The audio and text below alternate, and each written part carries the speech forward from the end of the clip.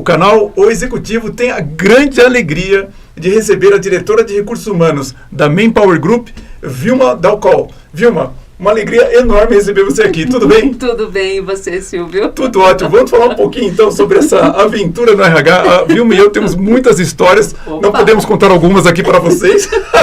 Não é nada disso que estão pensando, tá? Realmente são histórias dos nossos atendimentos como consultores de RH, nossas viagens. Realmente nos conhecemos há quanto? 20 anos, Vilma? Mais de 20 Mais de 20 anos. Então é uma grande alegria para mim receber a Vilma. E, Vilma, eu tenho uma preocupação muito grande de deixar registrado aqui no nosso podcast a história das diversas áreas dentro da empresa. Você é a primeira executiva que está vindo aqui ser entrevistada da área de RH, e eu começo exatamente perguntando, quando você começou, como que era essa área? Como que era o RH há 30 anos?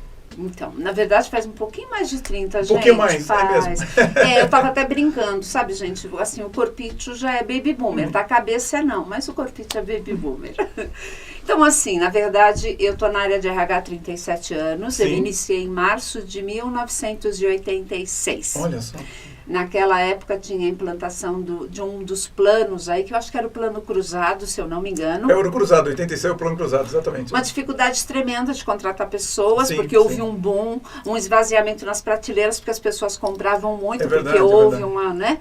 Então era uma realidade assim muito diferente, mas que mudou muito rapidamente, né? Aí a gente passou a viver momentos de inflação novamente, Sim, e a sim, gente sim, sabe é. que isso impacta diretamente no mundo do trabalho, no mundo executivo, nas decisões organizacionais.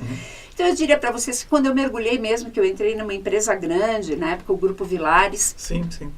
o que eu realmente percebi que existia, que eu posso trazer para vocês, eram temas muito interessantes, que era fortemente ligado à reengenharia. A reengenharia, é verdade. Você Isso, falava muito na era época. o tema que É você verdade. tinha que falar, reengenharia. Sim, sim, sim. Dentro de conceitos se falava muito também já de transformação, mas Transformação, voltado sim. para o líder do que Blanchard, liderança Sim, sim, situacional, sim. Liderança, muito exatamente. interessante. A gente, na época, fazia planejamento estratégico para 10 anos. Sim, sim. Se isolava uma semana as empresas, os executivos num hotel para poder fazer. Na época, eu sempre trabalhei muito com assessment. Eu sempre gostei Sim, muito de sim, fazer sim, sim. levantamento de personalidade, de características. E eu me lembro que eu ficava meio que de prontidão quando tinha reunião, a depender de como eles estavam discutindo, porque quando envolvia pessoas, muitas vezes eu dava algum apoio com relação a olhar como é que tinha sido o assessment da pessoa, como é que ela tinha Sim, se sim, desempenhado. Enfim, uma série de coisas que faziam parte daquele mundo. E um outro ponto muito forte, Silvio, interessante, era a época da qualidade. Se falava muito. Tinha o ISO 9000. CCQ. CCQ. Foi antes Foi ainda. antes ainda, CCQ. Foi o CCQ, Círculo de Controle de Qualidade. Lembro disso, lembro de ter passado por isso. Eu estava na área de TI ainda nessa época, mas eu lembro. Vocês falavam de downsizing também na área de RH? Sim. Porque na área de TI se falava downsizing no sentido de sair do mainframe Isso. para a área de microcomputadores. Isso. Também falava, no seu caso, para a diminuição das empresas, é isso? Exato. Entendi. E era muito interessante, porque assim, gente, foi muito. Eu me lembro que quando eu cheguei na Vilares, em toda a área, eu comecei no recrutamento e seleção. Em todo o setor de recrutamento e seleção, tinha o setor inteiro, nós éramos em 8, 9 funcionários, e tinha um computador por departamento. Então não era um computador por pessoa. E na época não era o Windows, não, tá, gente? Era DOS, tá? Era aquela tela verdinha do Matrix. Sim. Muita gente não sabe o que é isso, mas tudo bem. Vocês vão saber o que é, mas é muito interessante. E aí, uma coisa bem legal que a gente pôde perceber, assim, que foi curioso da gente entender, porque assim, os computadores às vezes ficavam um tempão desligados, porque as pessoas não ligavam. Verdade. Não tinha isso. Não tinha. E aí, assim, aos poucos as pessoas foram descobrindo e a gente começou a perceber, poxa, esse negócio é bem bacana. Logo depois veio, na época era o 96, o computador. 386. 386.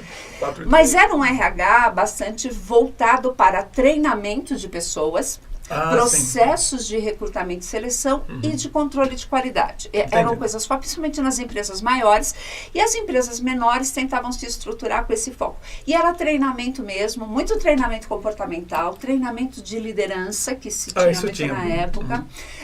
Eram aqueles treinamentos de 8 horas, você fazia 4 módulos, 5 módulos, cada módulo de 8 horas. Era uma realidade que eu diria para você que até talvez uns 6 anos atrás também era um pouco comum de se viver, mas era uma época que forte do tema era a reengenharia e o CCQ, que era o Círculo de Controle de Qualidade, que o RH dava um apoio muito grande de tudo isso para trabalhar o comportamento das pessoas. E você consegue descrever de uma forma sintética quais foram as fases que se passou nesses 30, quase 40 anos até chegar onde nós estamos agora? Então, quando a gente pensa assim, em todas as transformações, qual é a minha leitura, sabe, Silvia? Que assim, na verdade a gente teve uma transformação e um avanço em termos de tecnologia, de recursos, que eu acho sensacional. Eu acho que a tecnologia veio trazer um diferencial para tudo aquilo que a gente pode fazer. Eu só acho que em termos de pessoas, a gente ainda tem um caminho de aprendizado gigante. Por quê? Quando eu olho hoje, quando eu vejo essa transformação, porque a gente foi se transformando no sentido de trabalhar mais as escolhas das pessoas, no sentido de promover para as pessoas a questão de desenvolvimento, oportunidades. Se falava muito em plano de carreira. Teve uma época que isso era crucial para você poder reter talentos. Você tinha que ter um plano de carreira, você tinha que ter pessoas ali que realmente pudessem estar garantindo que você vai poder manter o seu negócio. A gente fazia aquele plano de sucessão muito desenhadinho e que hoje a gente vê que está bem diferente. Mas a percepção que eu tenho é que o avanço da tecnologia, todos os recursos e processos que nós temos e que nos ajuda tanto, talvez tenha nos deixado um pouquinho menos sensíveis a entender que isso não significa que eu vou deixar de ter um olhar para trabalhar soft skills e comportamentos humanos. Eu diria que talvez esse hoje seja o nosso desafio. Esse é o desafio. E você acha que esse desafio, qual é o futuro que ele está... Vamos falar mais sobre isso, mas qual é o futuro que está projetando? Como que você vê o futuro do RH dentro das empresas? O futuro da RH das empresas, na minha opinião, é a gente, como RH, aprender uma coisa que... Isso, para mim, é um desafio e um lema constante como RH.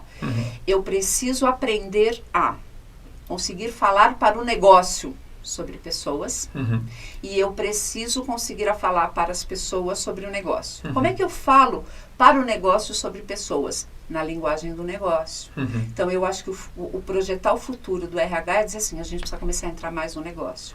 Entender o que é isso no mundo corporativo. O que significa aquele business dentro de um mercado, dentro de uma sociedade. Mas não é entender como informação. É adquirir realmente um conhecimento e uma fala, um speech que faça sentido para o negócio. Porque pessoas é exatamente o core para que o negócio tenha sucesso. A tecnologia é meio. Eu acho sensacional, mas ela é meio. Pessoas não é meio. Pessoas, ela traz exatamente o incremento que me permite fazer com que a tecnologia faça a diferença dentro do resultado que ela pode fazer. Até porque a tecnologia, em muitos casos, ela vai ser a mesma para as várias empresas. Se alguém vai fazer diferença, é a inteligência do indivíduo dentro da empresa. Por aí que você está querendo dizer. Exatamente.